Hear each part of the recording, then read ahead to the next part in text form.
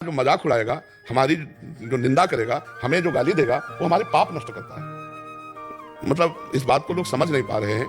निंदक नियरे राखिए आंगन कुटी छवाए, बिना पानी बिना साबुन निर्मल करे सुभाए।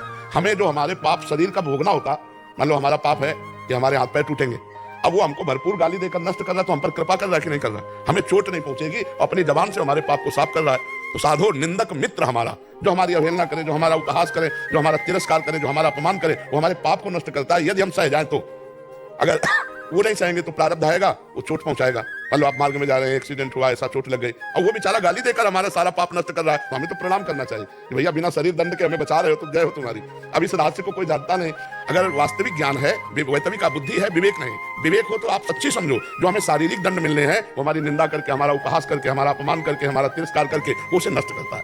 तो इसलिए हमें लगता है कि विवेक के द्वारा भगवान का नाम जब करते हुए बचो, उन्हें उलझो तो उलझते ही रहो। ये संसार किसी को नहीं बख्शता, किसी को नहीं बख्शता। आप चाहे जैसे चलो, चाहे जैसे चलो, आपको बोलेगा संसार, वो बोलेगा। तो इसलिए कभी संसार मान जाए आपको, ऐसा नहीं।